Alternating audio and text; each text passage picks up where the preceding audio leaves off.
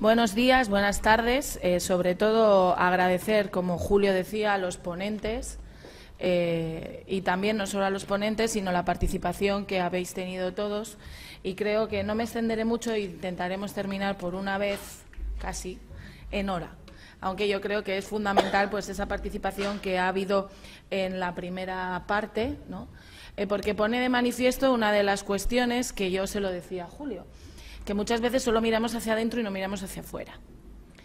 Y yo entiendo y comparto, y por estar en esta mesa no he intervenido porque hubiera intervenido, pero ahí Rafa se ha bajado para intervenir desde abajo, en las cuestiones que estaban saliendo y que estaban surgiendo de funcionamiento.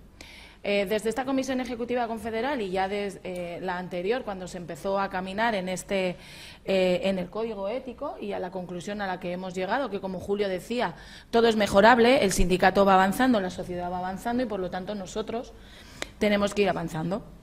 Y eso es lo fundamental. Como decía, tenemos que no tener miedo a compartir, no tener miedo a trabajar juntos, y que está claro que nuestros estatutos dicen muy claro lo que hay, pero tenemos que aprender a trabajar juntos, cada uno en su ámbito, y a poco a poco ir diseñando, como Enrique decía, ¿no?, que he hablado muchas veces con él y rato con él. Enrique decía tener muy claro cuáles son nuestros valores y que esos valores, como esa lluvia fina que él dice, vaya calando poco a poco. ¿Esto qué supone? Pues que cada uno en nuestro discurso, en el ámbito que estemos, sea más superior o más inferior, o sea con trabajadores en una asamblea, o sea con jóvenes, podamos ir hablando de esos valores que la Unión General de Trabajadores tiene y que se presupone que los miembros de la Unión General de Trabajadores tenemos. Desde nuestro punto de vista y desde mi punto de vista estamos en una posición muy buena para seguir avanzando en la autorregulación que decía Yolanda, ¿no? Esa autorregulación ética, porque nos hemos dotado de esas herramientas. Esas herramientas, aquí se ha puesto encima de la mesa, es lo que tenemos que ir aprendiendo a utilizar, y aprendiendo a utilizar entre todos y juntos, porque es fundamental trabajar juntos y colaborar entre todos. Hemos hablado de ética y yo no soy, seguro, soy la que menos puede hablar porque mis conocimientos en este ámbito son muy limitados, y creo que las personas que habéis estado aquí y que estáis aquí tenéis mucho más conocimiento que yo, pero sí que está claro que si buscamos, por ejemplo, en Internet la palabra ética y transparencia, no salimos los sindicatos. Y salen muchas empresas, ¿no?, y empresas grandes que durante los últimos años, sí que es verdad, pues que han hecho un paquete y han utilizado, como Ismael decía en muchas ocasiones, solo el ámbito estético, dentro de esa responsabilidad social, pues hablar de ética, ¿no? Y bueno, como decía, hay empresas que han utilizado esta responsabilidad social, esta presunta, en algunas ocasiones, como aquí también lo habéis dicho, esa presunta ética, pues para lavar su imagen, ¿no? Y sí que es verdad que no parece que se tomen muy en serio estas empresas, ¿no?, sus propias declaraciones que tienen en sus libros y escrito de responsabilidad social o de ética, cuando todos sabemos lo que ocurre en estas, sobre todo, grandes empresas y cómo tratan a los trabajadores, ¿no? Por lo tanto, como hemos dicho todos y estamos diciendo aquí, hay que pasar de la estética a la ética y a la acción. Y a esos valores que Enrique decía, tenerlos muy presentes y poco a poco ir implementándolos, explicándolos. Rafa decía, ¿cómo? Ojalá supiéramos, porque si no, aquí lo haríamos rápidamente. Es complicado, es muy complicado. Es cambiar el chip y es empezar a hablar no solo de lo que hacemos y cómo lo hacemos, no solo hablar de la acción sindical, que es fundamental, sino, como Manolo decía, y también lo habéis dicho algunos compañeros, el fin no justifica los medios. Y quizá poco a poco, aunque nos siguen midiendo por esa representatividad que tenemos y por ese número de delegados y delegadas que tenemos, pero también tenemos que ir poco a poco viendo la calidad de esos delegados y delegadas que tenemos y si a esos compañeros que los eligen realmente darles, como decíamos, ¿no? Y esa acogida que se les da, porque hay el 40% de los delegados de UGT no son afiliados. Tendremos que ver por qué no son afiliados al sindicato, pero darles ese manual de instrucciones, entre comillas, nuestros estatutos, normativa interna y nuestro código ético. Es un paso que podemos ir dando. Por lo tanto, creo que tenemos una oportunidad, incluso no solo una oportunidad, sino una responsabilidad como dirigentes, trabajar un poco más en los principios éticos que hay detrás de todas nuestras reivindicaciones, porque detrás de todas nuestras reivindicaciones hay unos principios éticos, pero en muchas ocasiones hemos dejado de hablar de ellos. Se decía, ¿no?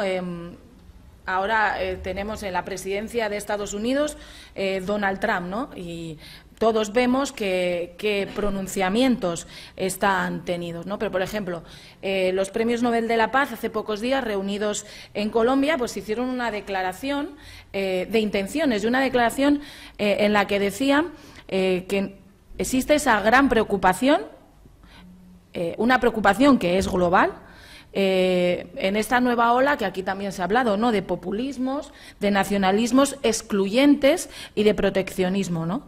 Y, por lo tanto, lo que nosotros tenemos que hacer y ver es si todas estas políticas ultraconservadoras que están creciendo, no solo en Estados Unidos, sino también aquí en Europa, la xenofobia, la intolerancia, acompañadas, además, por unas políticas económicas que apuntan a una nueva desregulación del sistema financiero, si nosotros, si nuestras actuaciones, que está claro que sí, tienen que contribuir a combatir ese tipo de políticas, que son, obviamente, totalmente contrarias a nuestros planteamientos y a nuestros principios éticos.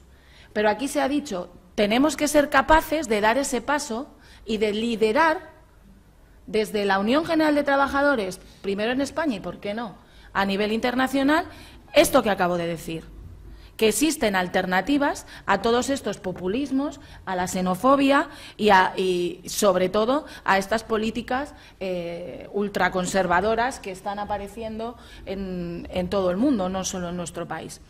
Pongo un ejemplo muy claro que hemos empezado aquí. Después de un gran debate y de un gran esfuerzo, se ha conseguido que la ILP, que todos conocéis, la prestación de ingresos mínimos, se tome en consideración en el Parlamento. Pero allí estuvimos algunos de los compañeros y sí que daba realmente pena, sinceramente, escuchar por qué unos partidos políticos la apoyaban y otros partidos políticos no la apoyaban. Lo que sí que es verdad es que para financiar esta iniciativa, esta ILP que nosotros proponemos, la partida presupuestaria es grande, ¿no? Un 1% de nuestro PIB, de nuestro Producto Interior Bruto. Pero, sin embargo, aquí también se ha dicho, el rescate al sistema financiero fue 4 veces mayor y se encontró dinero. La voluntad política ha permitido durante muchos años buscar financiación, aunque ahora la han recortado, pero buscar financiación para un sistema sanitario público, buscar financiación para que haya unas pensiones, y ¿por qué no van a buscar financiación para que haya una prestación de ingresos mínimos? Por lo tanto, lo fundamental es darle valor a ese objetivo que nosotros queremos llegar. Esta es una jornada de ética, ¿no? Y, por lo tanto, también me ha parecido muy importante ver cómo describe la ética la precariedad laboral y el desempleo. Una reconocida experta en ética, Victoria Camps, dice que, ella escribe, ¿no?, decía, inevitablemente la precariedad laboral acaba haciendo precaria la vida entera de quien la sufre. Socava la autoestima personal, cuyo cultivo es imposible cuando faltan las condiciones para construir un plan de vida y esperanza para poder realizarlo. Esto hace que se tambalee todo a nuestro alrededor, que se tambalee la familia, la vivienda, las amistades, la educación de los hijos, la salud, las pensiones. La falta de trabajo y la falta de recursos para mantener en unas mínimas condiciones puede hacernos llegar a situaciones que no habíamos pensado. Retomo la ILP. Por lo tanto, si escuchamos esto, que un partido político pueda decir que no hay financiación para esta ILP, para esta prestación de ingresos mínimos, pues puede resultar chocante, ¿no? Y sí que nos llamó muchísimo la atención a los que estuvimos allí, sobre todo sabíamos cuál iba a ser la actitud del Partido Popular, pero sí nos llamó la atención la actitud de Ciudadanos. Porque Ciudadanos, Francisco de la Torre, que es diputado por Madrid de Ciudadanos, que es inspector de Hacienda, él decía que una renta de este tipo, condicionada a no tener otros ingresos, lo que fomenta, por definición, es la economía sumergida. Que algunos beneficiarios pueden no buscar un trabajo y compatibilizar, o buscar un trabajo en B para poder compatibilizar estos ingresos. De hecho, si lo planteamos así, incluso podemos pensar que este diputado lo que está es, discriminación total y absoluta frente a la pobreza, pero es que incluso la criminalización de esa pobreza. ¿Esto es ético? Obviamente no. Esto está totalmente en contra de los valores éticos de la Unión General de Trabajadores. Hay que recordar, en España ha habido una amnistía fiscal en condiciones muy ventajosas para los que defraudaban. Y a ella no se acogieron los pobres, no se acogieron esas personas que nosotros consideramos que necesitan, como poco, esa prestación de ingresos mínimos. Aquí también se ha hablado, tenemos beneficios fiscales a empresas que sabemos no solo que tienen sus cuentas en paraísos fiscales, sino que sabemos también cómo tratan a los trabajadores. Tenemos políticos que han utilizado mal el uso de los recursos públicos. Tenemos incluso diputados que están procesados por uso fraudulento de su cargo en beneficio personal. Y no hemos pensado, también lo hablábamos aquí, del ataque que hemos sufrido los sindicatos, no hemos pensado que en todas estas instituciones habría que disolverlas o habría que eliminarlas porque alguien había obrado no éticamente.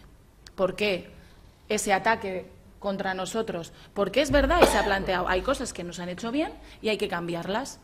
Pero también lo fundamental, y Pepe lo decía al principio, y con esto termino, aunque la ética llegó a nuestro sindicato de una forma que quizá no hubiera sido la más deseable y una forma, como aquí lo habéis dicho, urgida por la situación en la que estábamos, yo estoy convencida de que la ética nos va a ofrecer grandes oportunidades para nuestro trabajo sindical.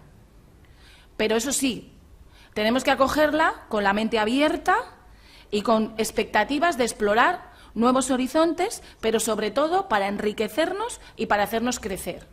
Para hacernos crecer como sindicato, para hacernos crecer, sobre todo, para convencer al que tenemos al lado que estar afiliado a la Unión General de Trabajadores es un plus. Y para eso tenemos que utilizar nuestros valores y nuestros valores éticos. Por eso es fundamental que las jornadas, lo que hablemos aquí, no se quede aquí, sino que vaya calando y que cada uno dentro de nuestro discurso introduzcamos, además de elecciones sindicales, afiliación, política sindical, negociación colectiva, ética. Muchas gracias.